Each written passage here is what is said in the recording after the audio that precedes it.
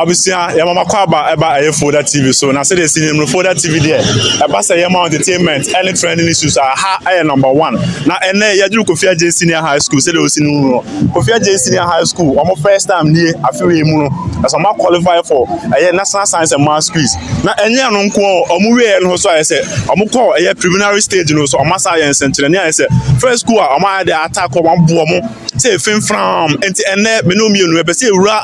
Kofi Agyei Senior High School na ye hwe enema ekoso wo ho enti de bia no omo yen center na ene de about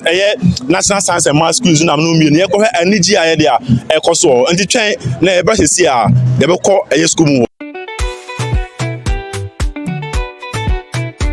anyuanom say dem sikan no ya juru Kofi Agyei Senior High School na anigi aye say ekoso no anigi akakraka bro adune elenti ase nyina so ti e pese ye hwe na ye hu ne ma ekoso na ye say busa students no je say from learners no ye busa mo reaction anigi na omani age no de benti omani age na ekwan be so na omo expect say Kofi Agyei Senior High School stage ben na ombe say koduru ansa na ye de ya ba fie enti anyuamama yenko na yenko tie bi enti enyanam say say no GSM makwan say emofra no ebe use phones ana laptops ewo school mu ho enti bebre na ejeje ha hu omo nyina no ebi wa na teacher for na idea ede laptops ana say phones no eboa na omo so enya akonya na omo so ahwe de ekoso ewo National Science and Maths quiz competition omo school Kofi Agyei atima qualify enti me bowura IT lab ho na obehu say ICT lab ho so teacher for no bi do omo phone say the esi hu say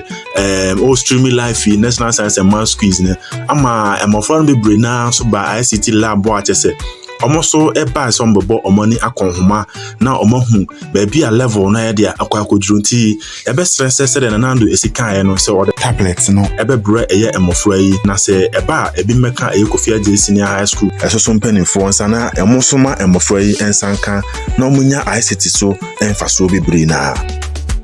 anyuan maybe a draw na competition no awie na ya benben so na drew ho no na say ya pese ye last question no answer we anigi esi school mo ene jama amamfo ehye ye wi a na teacher for no bebre na so ebesan akasa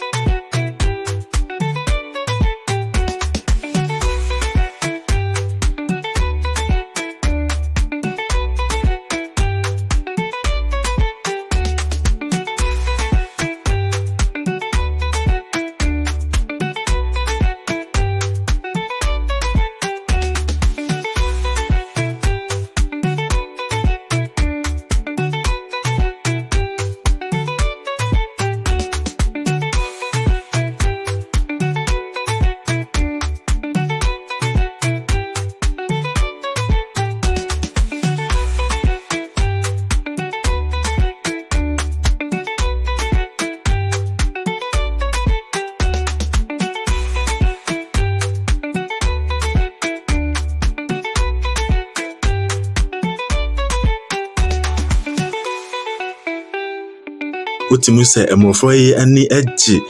National Science and Maths quiz no efi se bi nya dia NCO school mu hoda ebe she emofo yi nkran momozo say tell me so mukura misu hande ha dachi bi amonfo nyina betina TV ana laptop ana omo phone so mpo na omo so ahweme enti ebeja na eja yakwakohwe video no ba bi a trend ene sede eniama esiko enti mesere se munya subscribe ma Folder TV Ghana subscribe ma Folder TV Ghana every say National Science and Maths quiz dey kan kwa the updates be bring number bebre na so na nkwan mu a yɛnim sɛ bɛkɔ senior high schools ahodo a Ghana ha nyinaa na yakɔ students no ɔmo reaction ɛne sɛ de ɔmo si fa so kora yɛ de enya access to ɛyɛ national science and maths quiz competition sɛ ɛkɔ so no ɛnɛma a yɛ de a ɔmo yɛ we no ɛyɛ break time hɔ nti yɛnyɛ sɛ bi ɔmo interrupt class bi a ɛyɛ time a na ɛyɛ break ɛna mmɔfra no bebre na ɛpa asɛ ne ɔmo so pɛ sɛ ɔmo nya ɛyɛ national science and maths quiz no ne feel no kyɛ sɛ fever na ɛwɔ ho no ɔmo pɛ sɛ bi yɛ de a ɛka ɔmo na mpaniampa yɛho sɛ bebre na ni agye papa na ebi so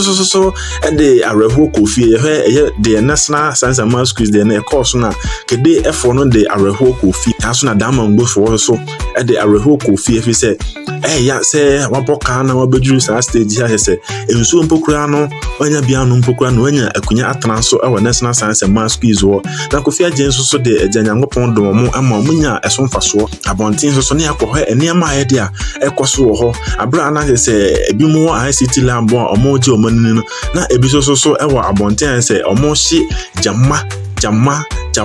jama ha just emu hwam papa ntimeja wana eja wobo ni so akonhoma kakra na yewi a the teacher for no so a reaction ekwan national science and maths quiz teachers for no so etimi boa e ma na ye de a ekọ so ye de omo so reaction ene omo ensem omo ka ebi mbokra tete e school aka na nyina warning say afi we de Kofi Agyei abade a class senior high technical omo ba beji kruwa no kra ye de a e de aba eye Kofi Agyei nti mo enjoy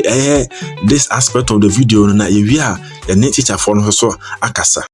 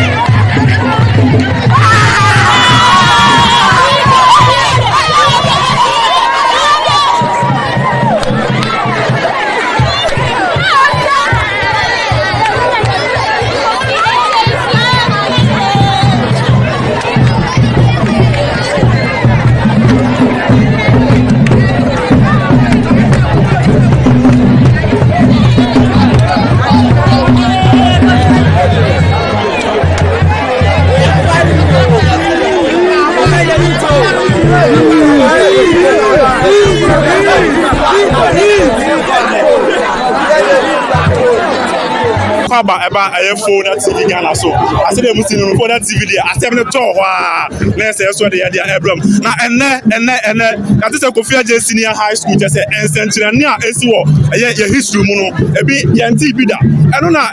ya soma ya no ma say yemra na science department just say ene ma kase a modern science and maths quiz for no e for mu no mo soma dey amaboa na answer na le person who reaction about national science and maths quiz so far baby e duru no who say betima ko enima na madam ano body am here Madam Rose because so maybe I do it me sure say betima ko enim pa me say yemfa no dey mo ye program na dey o ma be yankasa o ma be access the boss we o do know say mo so mo gidi e pass betima ko enim kra wa hwe kra de cap no kra ba who wa no who ko betima ati aba we both are yeah ko ne ya ko wini final ga final no aba yo kasa ma ni am ya de baba ekrom ha Kofi Agyei ha class Abri is okay na say also so far reaction say o get nyina bi like say na competition is go we nyina na on say beginning na say mo ba all of us start the modu second round say we come dey am for no team kede asa one na small bo mo for flower aye dey no ya prepare from the preliminary stage that was Ashanti region the bit my here kona you say ko sia kade any da mango ya under it school ya there I didn't say they are they qualify. Then again, after first one, I who's a gap near 2 points in your class home. They are quite good. And best speed race, the 2 of us near that in our very good. They are away. They were from the same program. No more shake of Agyei. The next one has 1-8. And then quarter final, and then final. No more shake of Agyei. We first time there, but you debate my. Wow. That's the goal. What do you want? Like they say, support na ebekwana. We have students so many years here. They support na ebeko. Tebi a omudu second stage. They say module stage there. 1-8 stage. Support in school. Everything made it. Students need akwa. Oh, na me dwe won say ya boy homoden a ebetimi di ebiako amama ko support wo mo. Okay. Fan bia so no. Be hwe na finance nye do mako. Say nye kunim die na ba ne die. Ye num say ye next you know say be di kunim. Okay. Enti ye di school fo ni bi be ko. Say be o metima ko support wo. No ma pushi wo mo. No ma mo moras. Masị sọ ntimi subscribe ma eye Folder TV Ghana. Emra aye so subscribe ye ni na onya update so a beboa ama ye nyina no ye dia. Ani aka ewo TV so. Edamas.